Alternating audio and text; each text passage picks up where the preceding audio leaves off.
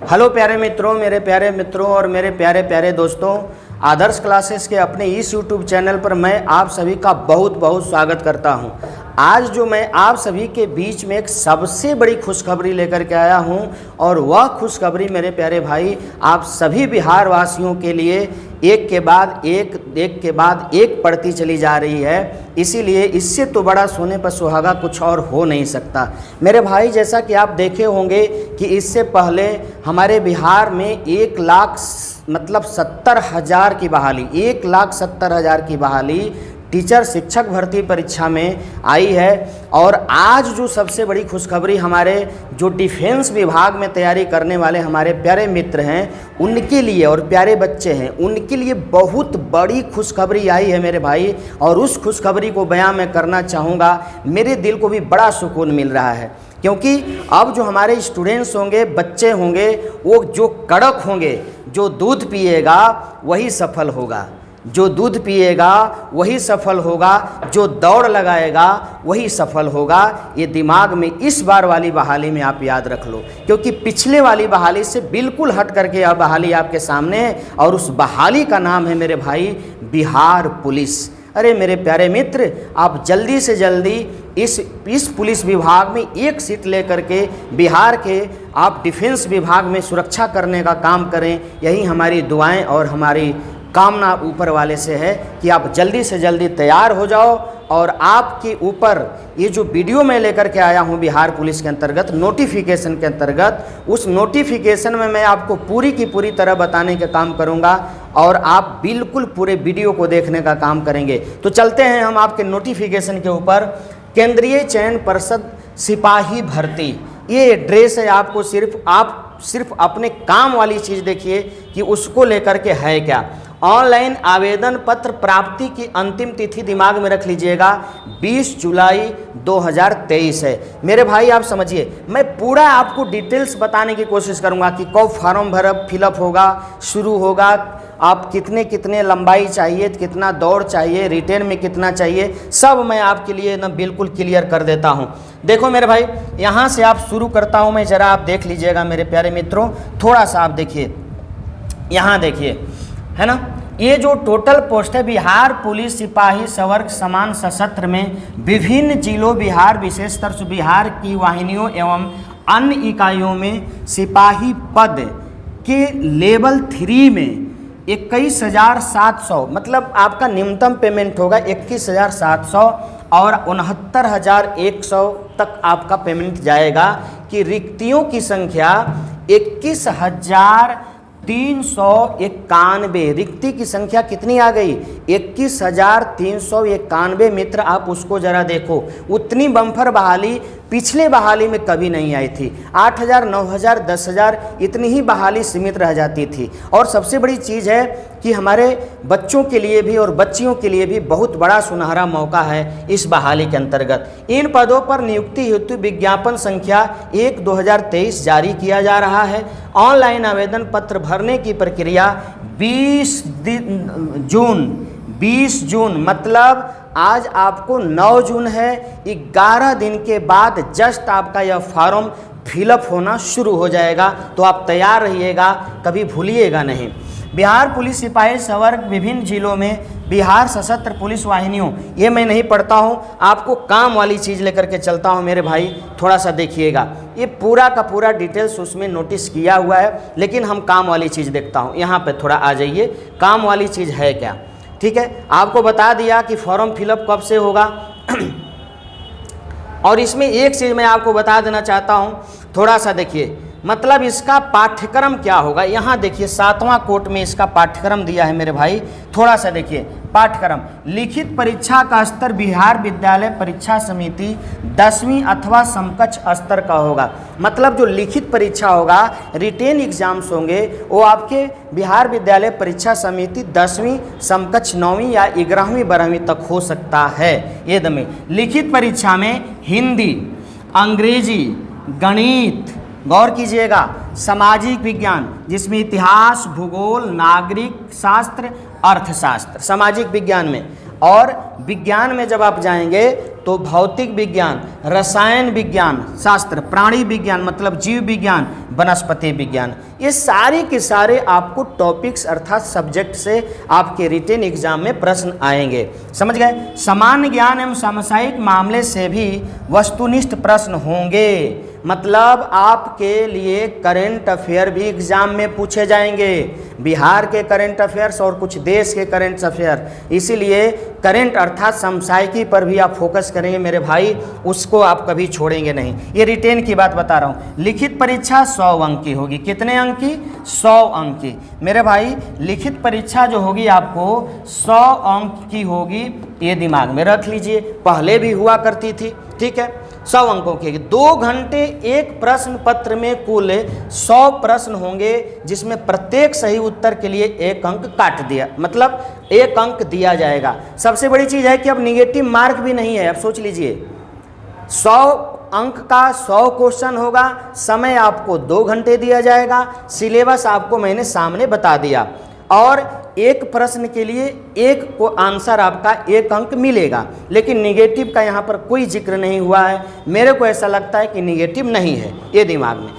उत्तर पुस्तिका 2 पत्तियों में होगी, जिसमें 1 प्रति अदृश्य कार्पण प्रति के रूप में चयन पर्षद के पास पहुंच जाएगी। मतलब चयन पर्षद जो है उसको वह 1 प्रति अपने पास रखेगा और 1 प्रति उसको एग्जाम जांचने के लिए देगा। ठीक है, अब आगे थोड़ा बढ़ते हैं, गौर कीजिए। 100 अंक की परीक्षा आपकी होगी।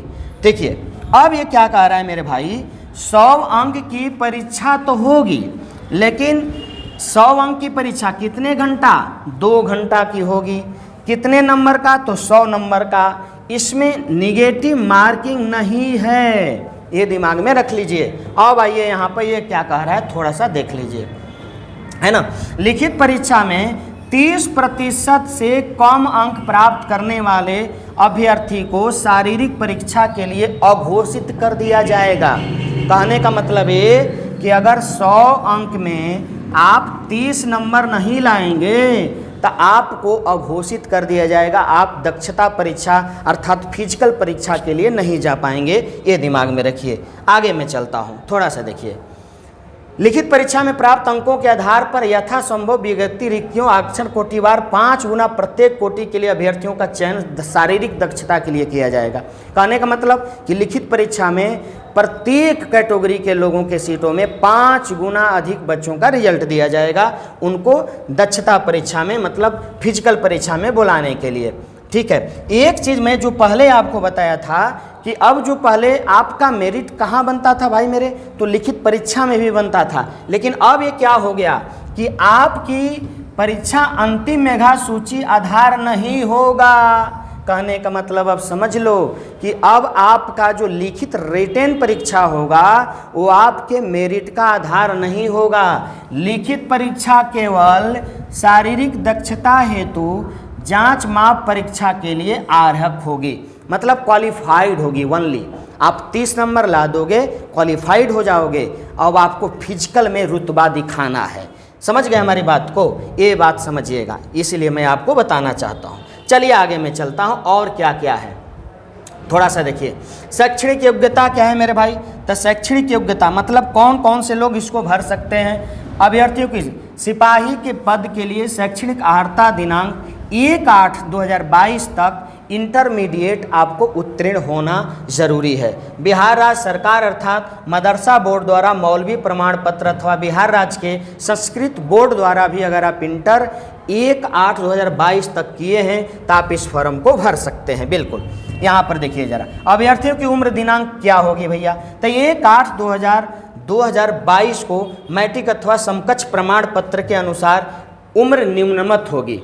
मतलब 1/8/2022 तक आपके जो उम्र होगा उसको काउंट किया जाएगा इस आपके प्रमाण पत्र के अनुसार। तो क्या क्या काउंट किया जाएगा थोड़ा सा आप देखेंगे। यहाँ पर देखिए थोड़ा सा मैं बता देना चाहता हूँ किसके लिए कितना उम्र रखा गया है। उम्र बहुत छूट कर दिया गया। सामान्य अनारक्षित मतलब जनरल के लिए थोड़ा सा सोचिएगा, पुरुषों एवं महिलाओं के लिए न्यूनतम उम्र 18 वर्ष और अधिकतम उम्र कितना है मेरे भाई, 25 वर्ष है। जो जनरल कैटेगरी के हैं, महिला हो या पुरुष हो, न्यूनतम उम्र 18 वर्ष होनी चाहिए और अधिकतम आपको 25 वर्ष होनी चाहिए। पिछड़ा वर्ग कोटि एवं अत्यंत पिछड़ा वर्ग कोटि के पुरुषों के लिए न्यूनतम उम्र 18 वर्ष और अधिकतम उम्र आपको 27 वर्ष। मतलब ओबीसी ईबीसी के लिए न्यूनतम 18 और अधिकतम आपको 27 वर्ष होगी। ठीक है। पिछड़ा वर्ग में अत्यंत पिछड़ा वर्ग कोटि की महिलाओं के लिए न्यूनतम तो वही है 18, लेकिन अधिकतम आपको 28 वर्ष कर दिया गया। अनुसूचित जाति अनुसूचित जनजाति कोटि के पुरुषों और महिलाओं के लिए अभ्यर्थियों के लिए न्यूनतम 18 और अधिकतम जो है मेरे भाई वो 30 वर्ष कर दिया गया है। बात हमारी समझ रहे हैं, वो 30 वर्ष कर दिया गया है। अब हम देखेंगे आपको कि इसमें छूट किसको मिलेगा। सभी कोटि आरक्षण कोटि के बिहार के प्रशिक्षित एवं बिहार में नामांकित गृह रक्षकों को निर्धारित विहित अधिकतम उम्र सीमा में 5 वर्ष का छूट दिया जाएगा। मतलब जो होम गार्ड वाले होंगे उनको 5 वर्ष का इसमें क्या किया जाएगा, छूट दिया जाएगा। ये समझिए। अब आगे हम बढ़ते हैं मेरे भाई। यहाँ पर थोड़ा सा देख लीजिए मेरे प्यारे मुन्नो, थोड़ा सा देख लो। अब आपके अभ्यर्थियों का शारीरिक मापदंड क्या होगा। थोड़ा सा ऊंचाई, सीना, वजन के लिए कोई अंक दे नहीं है, परंतु विहित अर्थाएं पूरी करने वाले अभ्यर्थी असफल घोषित कर दिए जाएंगे। कहने का मतलब क्या कि ऊंचाई, आपका सीना, आपका कुछ भी, उसके लिए कोई अंक आपको नहीं मिलेगा। लेकिन अगर जो बोर्ड ने, जो संस्था ने मांगा है कि आपकी ऊंचाई 1.65 होनी चाहिए तो होनी चाहिए, लेकिन अंक नहीं मिलेगा। ये नहीं कि आप 1.75 हो गए तो उसका अंक आपको मिलेगा। समझ रहे हैं। अब ऊंचाई कितनी होनी चाहिए, तब जरा देखिए। आरक्षित सामान्य वर्ग के लिए एवं पिछड़ा वर्ग के पुरुषों के लिए 165। कहने का मतलब जनरल और ओबीसी, जनरल और ओबीसी के लिए कितना है, 165 सेंटीमीटर आपकी लंबाई मांगी गई है। ठीक है। अब हम आगे चलते हैं। यहाँ पे अत्यंत पिछड़ा वर्ग के पुरुष, यहाँ कह रहा है मेरे भाई, थोड़ा सा देखिएगा।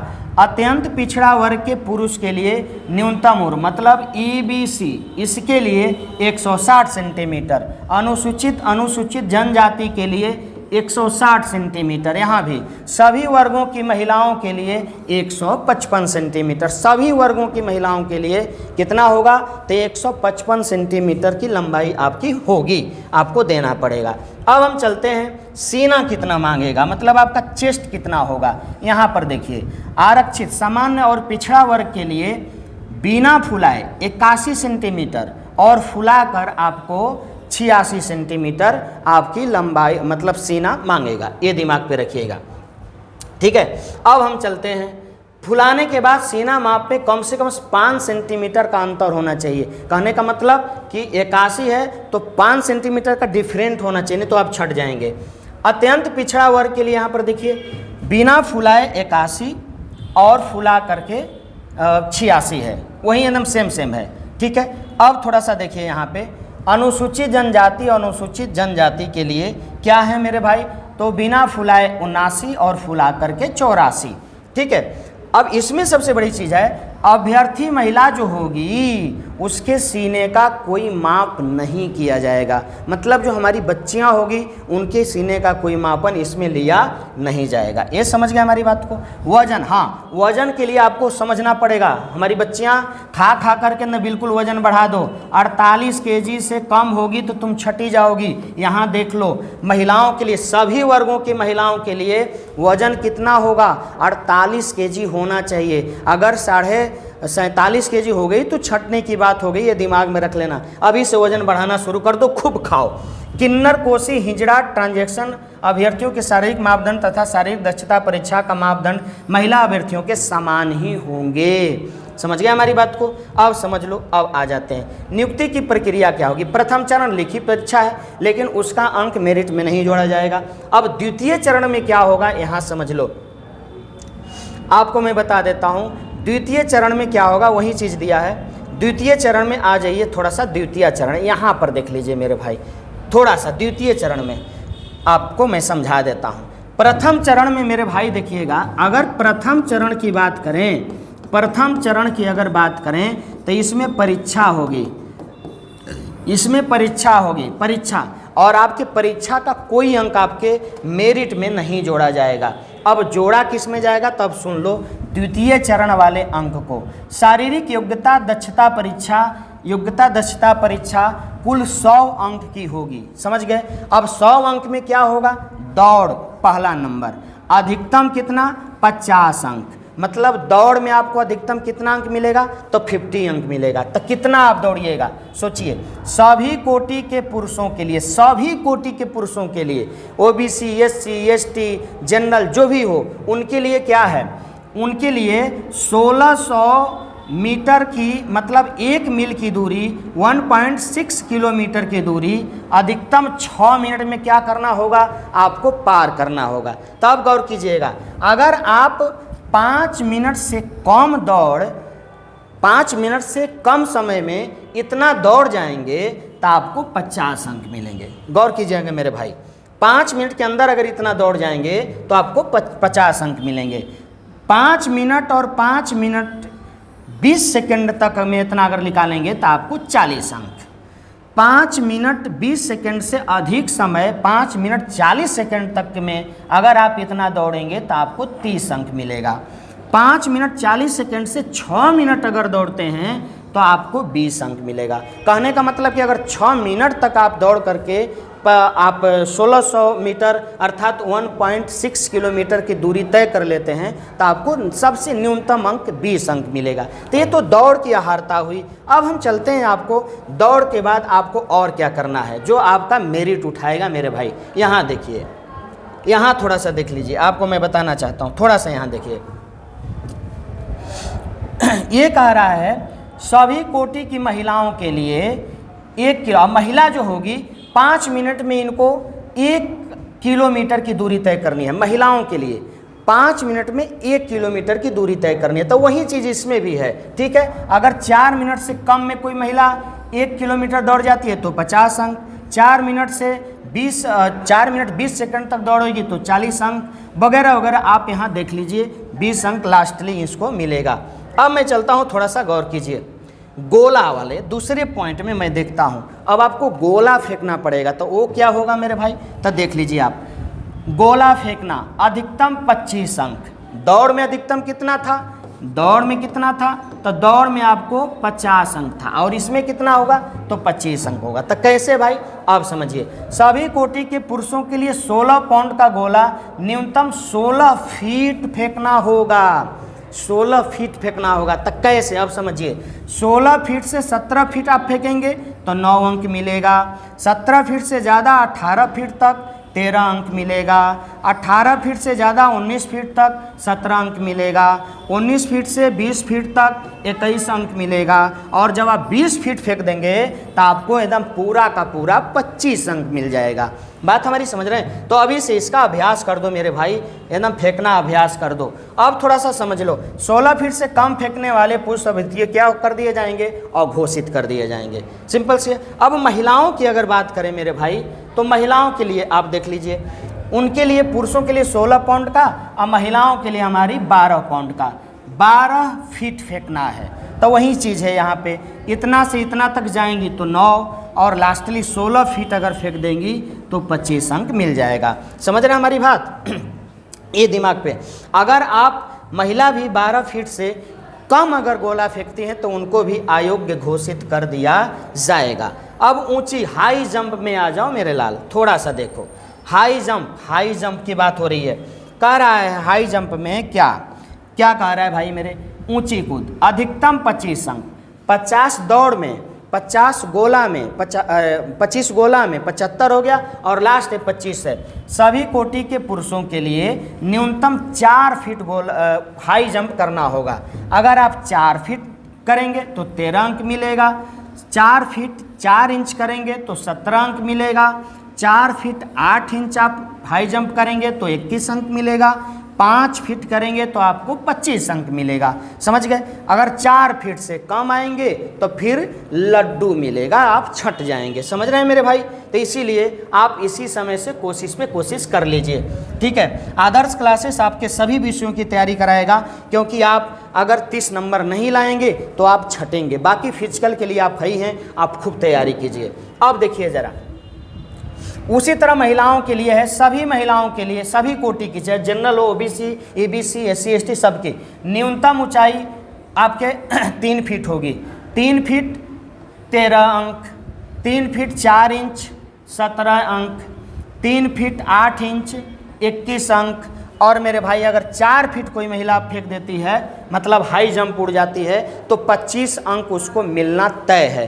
तो कुल हो गया आपको कितना मेरे भाई, तो 100 अंक हो गया। समझ गया हमारी बात को? आप समझिए, फिर मैं यहाँ कर लेता हूँ आपके फिजिकल के बारे में।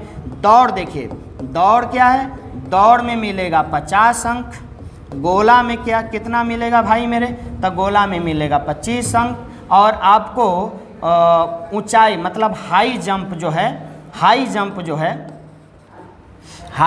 जो है उसमें कितना मिलेगा भैया मेरे, तो 25 अंक मिलेगा। 100 अंक हो गया। इसी 100 अंक में आपका मेरिट बनेगा, और जो आपका रिटेन एग्जाम्स होगा वो सिर्फ क्वालिफाइड मार्क्स होगा, उसमें सिर्फ आपको पास करना होगा, उसका कोई अंक आपके लिए जुटेगा नहीं। समझिए मेरे भाई? तो ये चीज़ें आप बहुत जल्दी तैयार हो जाओ मेरे प्यारे मित्रों, और तैयार होकर के जल्दी से जल्दी उसका आप अध्ययन करो, क्योंकि पहले रिटेन है, आप रिटेन क्वालिफाइड नहीं करोगे तो दिक्कत आ जाएगी। समझ लो। अब देखते हैं हम सीट कितनी है। सामान्य वर्ग के लिए 8556, आर्थिक रूप से कमजोर EWS के लिए 2140, अनुसूचित जाति 3400, अनुसूचित जनजाति 228, अत्यंत पिछड़ा 3842, और पिछड़ा लोग के लिए है 2570 सीट आपको दी गई है ना।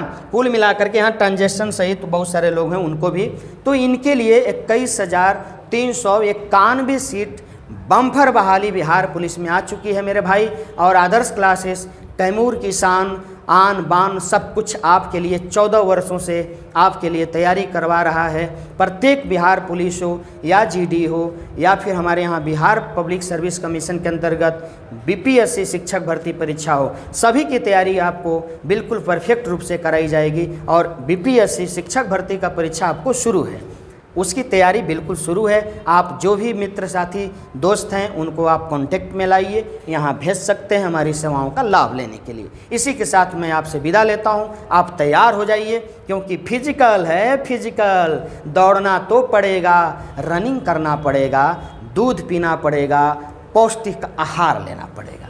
जय हिंद दोस्तों।